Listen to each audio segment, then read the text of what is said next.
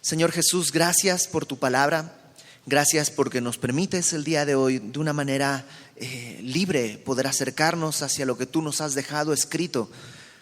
Que, Señor, tu Espíritu Santo tome tu palabra y la siembre en nuestro corazón para poder dar abundante fruto para tu gloria.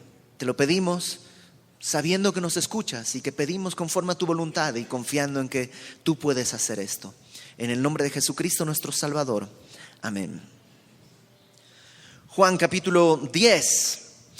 Algunos capítulos en la Biblia, pues acuérdate que los capítulos fueron puestos mucho tiempo después de que los textos fueron escritos. Cuando Juan escribió no puso capítulos y versículos, él escribió un texto de corrido y después se pusieron los capítulos y versículos simplemente para poder ubicar mejor las porciones. Y algunos capítulos dividen el texto muy bien, pero otros rompen completamente una idea, como es en este caso, porque en realidad pareciera como que vamos a empezar un nuevo tema, pero estamos hablando de lo mismo. ¿Te acuerdas la escena en que terminamos la semana pasada? Jesús había sanado, siempre digo, yo sé que está mal dicho, pero me gusta cómo suena. Había sanado a este hombre que había nacido ciego de nacimiento. Yo sé que nacer ciego de nacimiento es una redundancia, pero siempre me gusta cómo suena que nació ciego de nacimiento. Bueno, Jesús había dado vista a este ciego de nacimiento y lo había hecho en sábado. Y los fariseos estaban muy molestos y decían, ¿cómo puede haber hecho esto? Este hombre hacer algo en sábado, está violando la ley. Jesús no estaba violando la ley, estaba violando interpretaciones que ellos tenían de la ley, pero no la ley en sí. Y toman a este hombre y le hacen una serie de preguntas. ¿Quién te sanó? ¿Qué crees de él? Y este hombre al final termina diciendo, es un profeta. Y los fariseos no reciben esa respuesta, no les gusta y lo expulsan de la sinagoga. Y en aquella época, en aquella cultura, ser expulsado de la sinagoga era prácticamente una muerte social. No tendrías con quién hacer negocios, no tendrías amistades, estabas prácticamente desechado de la sociedad, de una sociedad tan cerrada como era la sociedad judía de la época. Y ahí en Jerusalén donde estaban además. Entonces es expulsado de la sinagoga y Jesús le encuentra y termina de abrirle los ojos, ya no los ojos físicos, sino los ojos espirituales. Y le dice, ¿crees en el Hijo de Dios? Este hombre le dice, ¿quién es para que crea en él? Porque nunca ha visto a Jesús, lo está viendo por primera vez, era ciego de nacimiento, solo lo había oído. Y le dice, yo soy el que habla contigo. Y dice, creo, y le adoró, confesando en esa adoración que sabía que Jesús era el Hijo de Dios o Dios el Hijo. Y se hace un diálogo con los fariseos, porque acompáñame desde el capítulo 9, vamos a retomar verso 39. Dijo Jesús, 9:39, para juicio he venido yo a este mundo, para que los que no ven, como este ciego, que no veía físicamente, pueda ver. Aunque está haciendo un juego de palabras, estaba perdido, pero él sabía que estaba perdido y por eso ahora ve espiritualmente y puede reconocer al Mesías. Y para los que ven, como los fariseos, que piensan que ven pero en realidad están ciegos, dice, sean cegados. Entonces le respondieron los fariseos, ¿acaso nosotros somos también ciegos? Y Jesús les respondió, si fueran ciegos no tendrían pecado, mas ahora porque decís vemos, vuestro pecado permanece. El problema de los fariseos es que creían que veían, estaban convencidos de su propio razonamiento. ¿Nunca has hablado con alguien,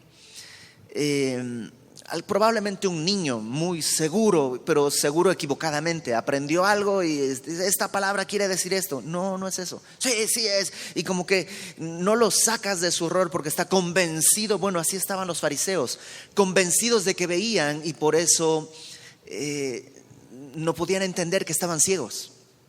Ese es el contexto en el que ahora comienza el capítulo 10. Sigue la misma escena.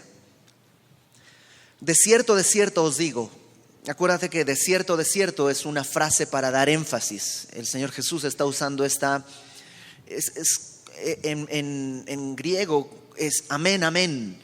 O sea, es una manera de afirmar algo dos veces. Acuérdate que el lenguaje de esa época, el énfasis se conseguía en la repetición, ¿no? Por los siglos de los siglos. ¿Qué quiere decir? Pues por mucho, mucho, mucho tiempo, ¿no? Amén, amén, es como desierto, desierto, son formas de enfatizar, esto que estoy diciendo es importante. Desierto, desierto os digo, el que no entra por la puerta en el redil de las ovejas, sino que sube por otra parte, ese es ladrón y salteador. Mas el que entra por la puerta, el pastor de las ovejas es. Y comienza a darles una alegoría. Más adelante Juan nos va a explicar que esta es una alegoría. Ya que ellos no entienden, ya Jesús les ha hablado con toda claridad, pero no entienden, ahora va a darles una alegoría para ver si pueden comprenderlo. Y es una alegoría acerca de pastores y ovejas, algo que en esa sociedad era muy común. No sé si el día de hoy realmente en esta sociedad pueda ser común. No sé si es tu caso, pero creo que la mayoría de nosotros, nuestro contacto con las ovejas puede ser cuando vas a alguna granja de estas temáticas que ya las ovejas están entrenadas para parecer ovejas y todo ya está armado para que la experiencia sea completa. Y no hay una experiencia tan genuina, ¿no? Yo de niño, mis papás vivían en el campo, pues vivíamos en el campo, así en el monte. Y mis papás habían ayudado a una familia pagándole unas medicinas o algo así, trayéndoles de la ciudad medicina. Y pues en agradecimiento esta familia le regaló a mis papás una oveja, un cordero que se llamaba Manolo Otero. Si eres de los, no quiero decir viejitos, pero ya mayor, sabes quién es Manolo Otero, ¿no? Este cantante español. Entonces así le pusimos a la oveja y ese es mi contacto con las ovejas realmente. No sé mucho y para comprender esto hay que entender un poquito el contexto de las ovejas. Así que estuve leyendo acerca de lo que son la cultura pastoril y un poco déjame explicarte algunas cosas. Dice: el que no entra por la puerta en el redil de las ovejas, sino que sube por otra parte, ese es ladrón y salteador. Lo primero que tenemos que entender es lo que es el redil. El redil era como, diríamos el día de hoy, como un corral, ¿no? Como una especie de cerca donde se guardaban las ovejas. Y había dos tipos de rediles. Uno en tu casa, donde están tus ovejas, donde guardabas a tus propias ovejas. Y había otros rediles que cuando tú salías a llevar a tu rebaño al campo, podían pasar algunos días y tú estabas con las ovejas en el campo. Entonces se construían rediles ahí en el campo, mucho más rudimentarios, con ramas, con piedras, con cosas así. Y en esos rediles a veces se ponían no solo mis ovejas, sino de todos los pastores que estaban por ahí, pues para que en vez de que cada uno construya su propio redil y que cada uno cuide su propio redil, se construía un redil como comunitario y ahí se guardaban todas las ovejas para que en la noche estén pues protegidas. Algunas veces estos rediles eran una cueva en una montaña, en un monte, una abertura, ahí se guardaban a todas las ovejas, pues yo ya no había que construir nada, este era un redil natural, digamos. Entonces, lo que Jesús está diciendo es algo que ellos entendían. Todo el que no entra por la puerta en el redil de las ovejas, sino que sube por otra parte, ese es ladrón y salteador. Mas el que entra por la puerta es el pastor de las ovejas. El dueño de las ovejas pues no tiene que brincarse la cerca, puede abrir la puerta y saca sus ovejas. El ladrón en cambio tiene que brincar por otro lado. ¿De qué está hablando? De los fariseos. Lo que le está diciendo a los fariseos es: ustedes, el pueblo de Israel lo está tomando como ovejas y ustedes, los fariseos, en vez de ser pastores genuinos, son ladrones. y salteadores. A lo mejor la palabra salteador no te suena mucho. Asaltante es de la misma raíz. Entonces eso sí nos suena mucho más común el día de hoy. Un ladrón es aquel que te saca algo sin que te des cuenta. Un asaltante es el que usa violencia para quitarte algo. Y dice, ustedes después de ver lo que le han hecho a este hombre estaba ciego, ahora ve, y ustedes en vez de glorificar a Dios, ¿qué hicieron? Lo expulsaron de la sinagoga. Son ladrones, son salteadores. Ustedes ven a las ovejas como algo para su propio beneficio. Y realmente no es la primera exhortación fuerte que Dios hace hacia el liderazgo del pueblo de Israel. Mira, acompáñame por favor a Jeremías, capítulo 25. Jeremías, capítulo 25.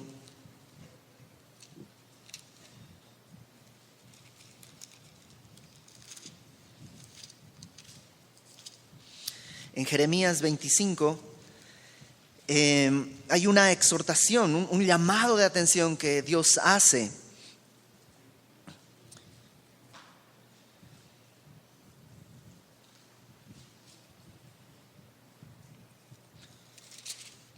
Jeremías 23, una página atrás en tu Biblia probablemente.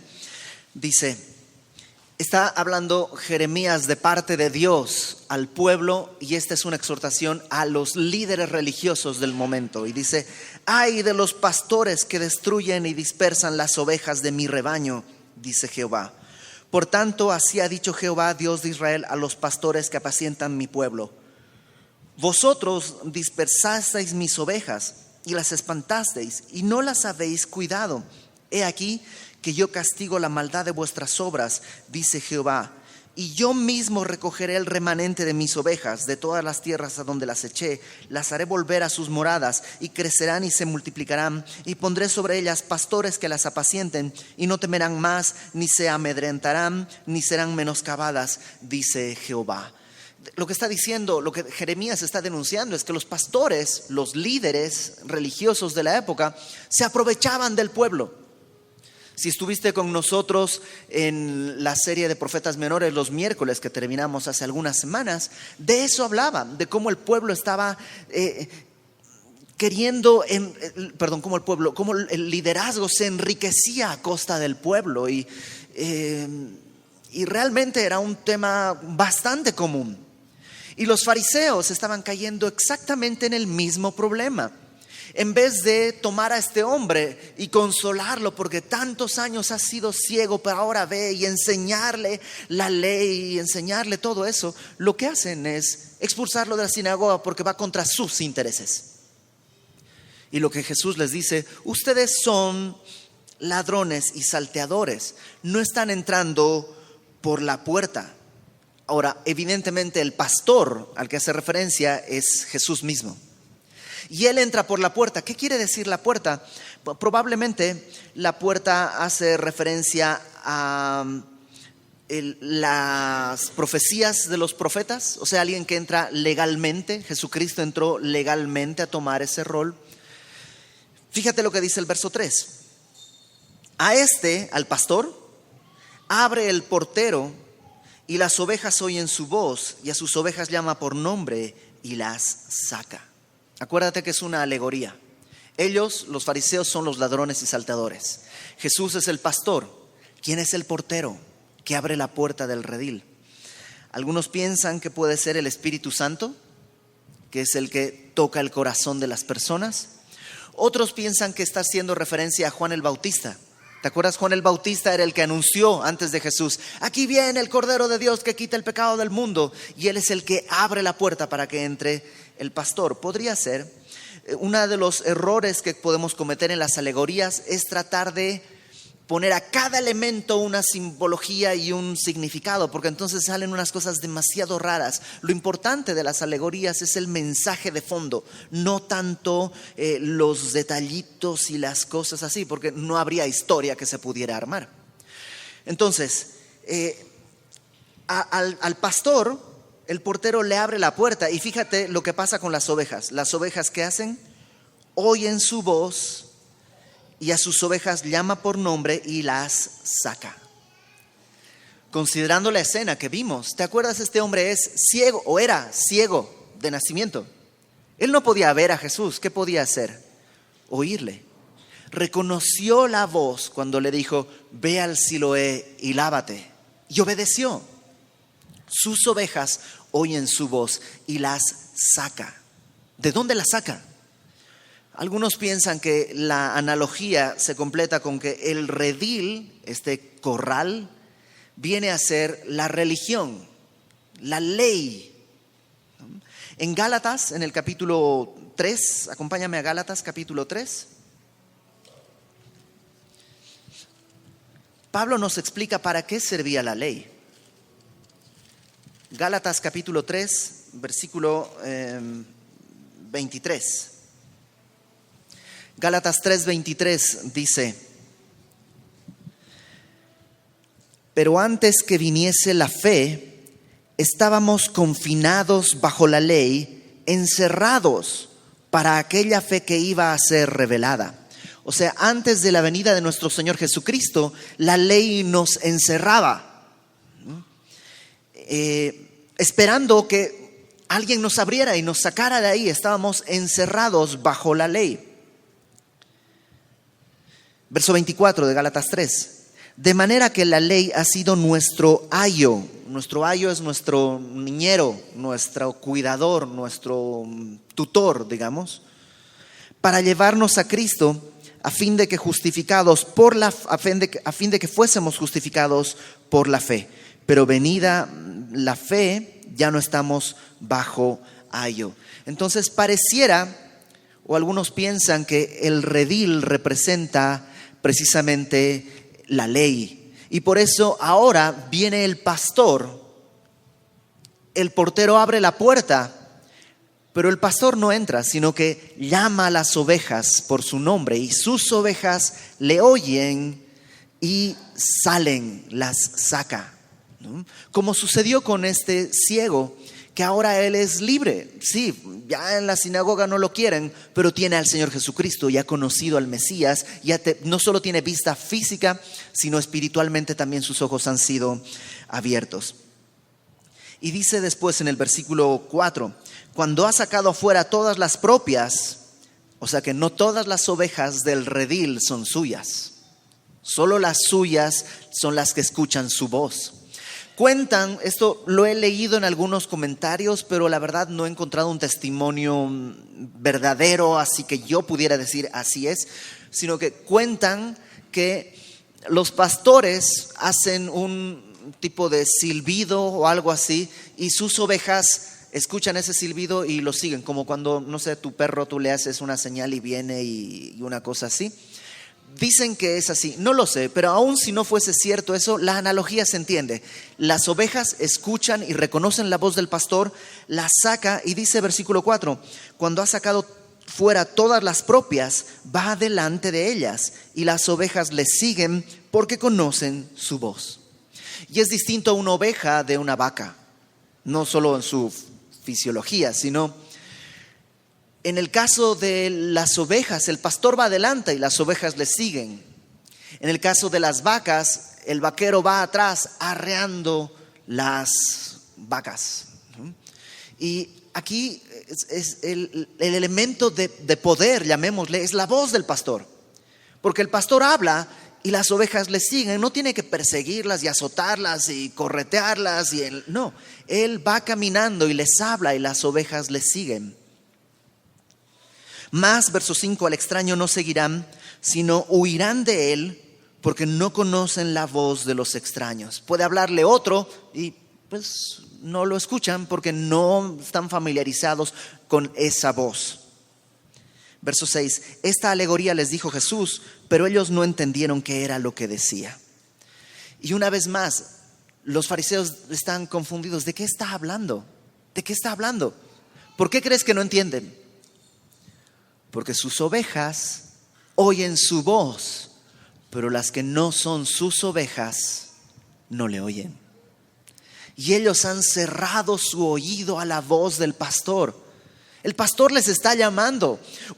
Si has estado estudiando con nosotros, has visto cómo una y otra vez Jesús pacientemente ha estado diciéndoles: escuchen, vean, crean. No me crean a mí, crean las obras que he hecho. No me crean a mí, crean a la palabra que Moisés les ha dado. Crean. Y ellos están con los oídos tapados y los ojos vendados. Y no entienden.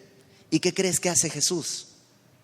Pone otra analogía para tratar de explicarles. Si vuelve a hacer una analogía, cambian algunos elementos, porque es otra analogía, pero otros quedan comunes. Fíjate, versículo 7. Volvió pues Jesús a decirles: de cierto os digo, es como casi rogándole: por favor, escuchen, atiéndanme, escúchenme, por favor, presten atención. Yo soy la puerta de las ovejas. Cambió un poco la analogía. En la anterior él era el pastor. Ahora él es la puerta de las ovejas. Todos los que antes de mí vinieron, ladrones son y salteadores, pero no los oyeron las ovejas. ¿Quiénes son los que vinieron antes de mí?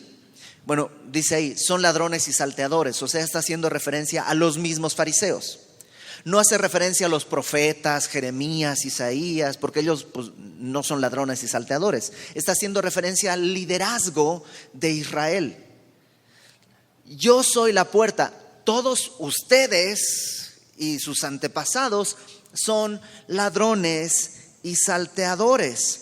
Y las ovejas no los oyen, como este ciego que no los oyó. Bueno, que ya no es ciego, este ex ciego. Verso 9, yo soy la puerta. El que por mí entrare será salvo, y entrará y saldrá y hallará pastos. En la analogía anterior, ¿te acuerdas que el pastor sacaba las ovejas? En esta analogía lo que está diciendo es: yo soy la puerta para que entren y sean salvos. Entonces las saca del redil de la religión, y a través de él, que él es la puerta, está la salvación. El que por mí entrare, dice, será salvo. No el que conozca la puerta, sino el que entre por la puerta. Es como el pan. ¿Te acuerdas cuando dijo: yo soy el pan? No es el que ve el pan o el que tiene el pan, sino el que come el pan, el que es salvo. Yo soy la luz. Mira, yo entiendo la luz, conozco la luz, sé dónde hay luz. Eso no importa. Es aquel que es alumbrado por esa luz, el que me sigue. Yo soy la luz del mundo. El que me sigue no andará en tinieblas. ¿Te acuerdas? Siempre hay esta relación íntima. Come del pan, bebe del agua, sigue la luz. Y ahora es: entra por la puerta. No es solamente intelectual, conoces y ya, sino tiene que haber una cercanía, una experiencia entre uno y el pastor. Y dice: el que entra por esta puerta entrará y saldrá. Habla de libertad y hallará pastos. Una oveja, ¿qué necesita? Pastos. Entonces lo que está diciendo es que todo lo que tú necesites lo encuentras en Él. Todo lo que yo necesito lo encuentro en Él. No en conocer de Él, sino en Él. No en hablar de Él, sino en Él. No en oír de Él, sino en Él. Él es la puerta. Tengo que entrar por esa puerta. Mientras Él hace este clamor: entren por mí. El ladrón, dice verso 10, no viene sino para hurtar y matar y destruir. El ladrón, el que trata de evitarte que entres por esta puerta, no quiere hacerte un bien. Quiere, dice, hurtar, matar y destruir. Y a lo mejor uno pensaría: ¡ay, sí, el ladrón! ¡Oh, qué cosa terrible! ¡Fuchi! No hay que acercarnos al ladrón, es malo. Pero el problema es que no viene con dientes y cara de Drácula. No, porque así lo reconoceríamos. La manera en la que viene es una manera seductora. Acuérdate, hay una puerta por la cual tú y yo podemos ser salvos. Lo que hace el ladrón para hurtar, matar y destruir, es poner otra puerta. Y te dice, mira, por esta otra puerta vas a tener riquezas. Sí, pero una oveja no come dinero, come pasto. En esta otra oveja vas a tener joyas y abrigos. Sí, nos puede seducir, pero en realidad una oveja ya tiene su abrigo puesto, diseñado por el Señor. La única puerta que trae libertad es la del Señor Jesús. Las otras son para hurtar, matar y destruir. El ladrón busca eso. ¿Y quién es el ladrón? En este contexto cercano son los fariseos. ¿Qué querían hacer con este hombre? ¿Querían bendecirle? No, lo están matando, lo están queriendo destruir. No te meterás en nuestra sinagoga. Lo quieren destruir. Verso 10. El ladrón no viene sino para hurtar, matar y destruir. Mientras que el pastor, Jesús, yo he venido para que tengan vida y para que la tengan en abundancia. Vida en abundancia, qué maravilloso. ¿Qué querrá decir vida en abundancia? Porque hace estas dos cosas, ¿no? Para que tengan vida y para que tengan vida en abundancia. ¿A qué se refiere? Bueno, déjame decirte qué cosa no es primero. Número 1, vida en abundancia no es vida más larga. Porque hay gente que le ha entregado su vida al Señor y ha muerto joven. Y ha entrado por la puerta y es salvo y halla pastos, pero no necesariamente vida en abundancia es vida larga. Y hay otras personas que han tenido una vida muy longeva, muchísimos años, y son claramente impíos. Entonces no tiene que ver con vida larga. Tampoco vida en abundancia tiene que ver con la cantidad de posesiones que tú tengas. Alguna vez escuché a Joel Osteen, este pastor americano que no enseña la palabra realmente. Lo escuché decir, vida en abundancia es riquezas y... No, vida en abundancia no es eso. No son riquezas. El Señor Jesús tenía vida en abundancia y no era rico. No habla de riquezas, tampoco habla de una vida fácil. Que a veces quisiéramos una vida fácil y sencilla. No, una vida en abundancia no es ninguna de esas cosas. ¿Qué es entonces vida en abundancia? Bueno, Jesús mismo nos lo va a explicar cambiando una tercera escena en la analogía. Dicho sea de paso, en esta escena que acabamos de ver es cuando hay otro yo soy de Jesús. Cuando dice, yo soy la puerta. Ahora viene la siguiente escena en la que Él dice ahora, yo soy el buen pastor. Va a explicarles de qué se trata esta vida en abundancia y cómo se nos da esta vida en abundancia. Yo soy el buen pastor, verso 11. El buen pastor su vida da por las ovejas. Y ahí está. ¿Sabes? ¿Quieres vida en abundancia? Sí, seguro que quieres. Yo la quiero, tú la quieres. Todos queremos vida en abundancia, vida plena. El peor error es buscarla en ti mismo. Porque en ti mismo hay solo lo que hay. No hay más. Vida en abundancia no la vas a encontrar buscando, tienes que encontrar en tu interior el campeón que hay en ti. Como que no hay nada más que eso. Además, y esto es muy personal, pero mi primer perro cuando vivíamos ahí en el campo que te contaba se llamaba Campeón. Entonces cada que alguien dice busca el campeón que hay en ti, me suena como desodorante porque huele a perro o algo así. En mi mente la idea es así ya extraña. Esto de busca el campeón es como, uy, no, mejor no. ¿Dónde está la vida en abundancia? Jesús lo dice. El buen pastor su vida da por las ovejas. La vida en abundancia está en su vida. Cuando entras por esa puerta, su vida está en tu vida. No la podemos arrebatar de Él. Él quiso darla por nosotros.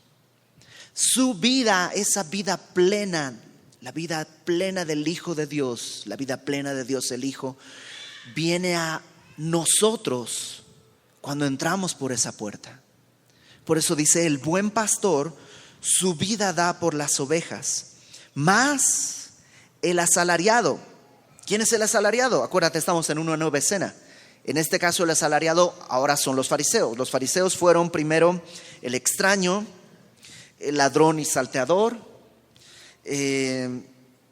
Ahora es el asalariado, que no es el pastor, de quien no son propias las ovejas. Ve venir al lobo y deja las ovejas y huye. Y el lobo las arrebata, las ovejas, y las dispersa. Así que el asalariado huye porque es asalariado y no le importan las ovejas. ¿A qué se refiere con el asalariado? Bueno, asalariado es alguien contratado para pastorear las ovejas. En aquella época, pues cuando tú no podías llevar a tu rebaño, contratabas a alguien. Y esta persona llevaba a las ovejas, pero si venía una fiera del campo, pues patitas, ¿para qué te quiero? O sea, no me voy a enfrentar a una fiera por unas ovejas. El asalariado huía. En cambio, si eran tus ovejas, tú peleabas por tus ovejas, por lo tuyo, por lo propio. El asalariado pues perdía un trabajo y ya. En cambio, tú perdías una posesión. Por eso, por ejemplo, ¿te acuerdas de David? El rey David, cuando no era rey, cuando era un jovencito, iba al campamento del pueblo de Israel llevándole comida a sus hermanos, y ve que hay un gigante, ¿no? Goliat, que está amedrentando al pueblo. Lo escucha cómo insulta a Dios y al pueblo. Dice, pues ¿por qué no hacen nada? O sea, este grandote piensa que puede hablar así del pueblo, y le dice al rey Saúl, yo voy a ir a derrotarlo. Y el rey le dice, ¿cómo lo harás? Eres un muchacho y este hombre es un hombre de guerra desde su juventud. Y David le dice, cuando yo estaba en el campo con las ovejas y venía un león, yo lo mataba, yo peleaba. O sea, el pastor era así de valiente. Entonces, lo que está diciendo es, estos hombres son unos cobardes. Los fariseos, los religiosos, son unos cobardes. Son asalariados en el sentido de que no ven un afecto. Solo es, ¿conoces gente que va a su trabajo nomás por cumplir? Que no tiene un apego por la empresa en la que trabaja. Dices, pues yo presente. Bueno, eres un asalariado. No está hablando del método de pago, que ser asalariado está mal, ¿no? Porque probablemente todos aquí somos asalariados. Habrá algunos que tienen sus propios negocios y no lo son, pero la mayoría probablemente sí son asalariados. No, el problema no es en ser asalariado, sino en la falta de cuidado que estos tenían por las ovejas. Entonces dice, ellos no les importan las ovejas. Verso 14, yo soy el buen pastor. ¿Y qué tanto le importan a Jesús? Dice, conozco mis ovejas. Y la palabra conozco aquí, la hemos visto antes, habla de una relación entre el que conoce y el que es conocido. Una relación entre los dos. Yo conozco mis ovejas y las mías me conocen. ¿Qué tanto conoce una oveja a su pastor? ¿Qué tanto conoce un creyente al Señor Jesús? Mira, y te vas a ir de espaldas, versículo 15. ¿Sabes cuánto? Me conocen así como el Padre me conoce y yo conozco al Padre. ¿Te imaginas? La relación que Jesús tiene con el Padre es la misma que Él quiere tener contigo. ¿Qué tanta intimidad hay entre el Padre y el Hijo? Bueno, son uno solo. Dios quiere que tú y yo tengamos esa misma relación con el pastor, con nuestro Señor Jesucristo. ¿Y cómo lo hace? Pues dice, pongo mi vida por las ovejas. No hay otra forma. Verso 16. También tengo otras ovejas que no son de este redil. ¿Te acuerdas? Este redil era el judaísmo. Tengo otras ovejas que no son de este redil. ¿Quiénes son? Nosotros, los gentiles. Los gentiles somos de otro redil, de otras naciones, de otras partes del mundo, que Dios nos vio con misericordia y dice, de ese otro redil también voy a tomar ovejas. Aquellas también debo traer. ¿Y cómo nos va a traer? Exactamente de la misma manera. Oirán mi voz y habrá un rebaño y un pastor. Me encanta esta idea. ¿Habrá cuántos rebaños? Un rebaño y un pastor. No dice un redil, ¿verdad? O sea, el gentil no tiene que hacerse judío. Eso sería, habrá un solo redil, todos seremos judíos o todos seremos gentiles. No hay un redil. Hay un solo rebaño, pero hay dos rediles. Y si me permites sacarlo de ese momento y estirarlo a la actualidad, no hay una sola, es decir, hay un solo rebaño, sí.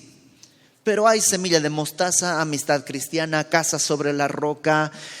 Y gloria a Dios por cada uno de esos rediles donde están las ovejas, no de Semilla de Mostaza, de Amistad Cristiana y de Casa sobre la Roca, sino de nuestro Señor Jesucristo. Al final de cuentas, ninguno de nosotros ha dado una gota de sangre por las ovejas. Y aunque lo hubiéramos hecho, no sirve de nada. Tenía que ser el pastor, el gran pastor de las ovejas, quien lo hiciera. Entonces, dice versículo 16: oirán mi voz y habrá un rebaño y un pastor. Por eso me ama el Padre, porque yo pongo mi vida para volverla a tomar. Y lo que está diciendo Jesús es: sí, de tal manera amó Dios al mundo que ha dado a su Hijo unigénito. Ese es el amor del Padre. Pero no es que hicieron algún tipo de piedra, papel o tijera y le tocó a Jesús y Él viene. No. El Padre amó al mundo, pero el Hijo también. Porque dice: nadie me quita la vida. Fue decisión del Hijo venir. Y por eso el Padre le ama. Porque dice: yo pongo mi vida para volverla a tomar. Nadie me la quita, sino que yo de mí mismo la pongo. Tengo poder para ponerla y tengo poder para volverla a tomar. Este mandamiento recibí de mi Padre. Jesús mismo está diciendo: como el pastor, yo quise hacerlo. Y tengo el poder para darles vida al poner mi vida, y tengo el poder para resucitar nuevamente en vida y llevarlos conmigo a la vida eterna, donde es nuestro destino. Verso 19. Y aquí lo que vemos es lo que existe el día de hoy también. Volvió a haber disensión entre los judíos por estas palabras. Y hay gente que dice: no creo. Y hay gente que dice que sí. Claro, siempre que Jesús habla, habrá esta disensión, habrá esta división. Muchos de ellos decían: demonio tiene, está fuera de sí, ¿por qué le oís? Ellos no le oyen. ¿Por qué no le oyen? No son sus ovejas. Pero sus ovejas, ¿qué pasa? ¿No te pasó eso cuando le entregaste tu vida a Cristo? Que escuchaste y no podías dejar de oír su voz, y desde entonces necesitas su voz para poder caminar. Otros decían: estas palabras no son de endemoniado. ¿Puede acaso el demonio abrir los ojos? Sabes, creo que en este pasaje vemos básicamente dos cosas. Una, déjame hablarlo de manera global, así de manera general para todos, y habla de liderazgo. Yo creo que habla de liderazgo en la iglesia también. Hay el día de hoy muchas iglesias con muchos tipos de liderazgo, y lo importante es que cada pastor de cada iglesia no haya entrado brincando la cerca, sino que haya entrado por la puerta, haya sido puesto por Dios. Y creo que tiene que haber una unidad entre las iglesias. No estamos en competencia, no es como Walmart contra Soriana y Oxxo contra el Asturiano. Las iglesias no competimos. O sea, ¿qué vamos a competir? ¿Cómo podríamos competir si lo único que hacemos, lo mejor que podemos hacer, dice la palabra, son trapos de inmundicia? ¿Quién podría decir: no, mira, mi trapo de inmundicia está mejor que el tuyo? Es absurdo.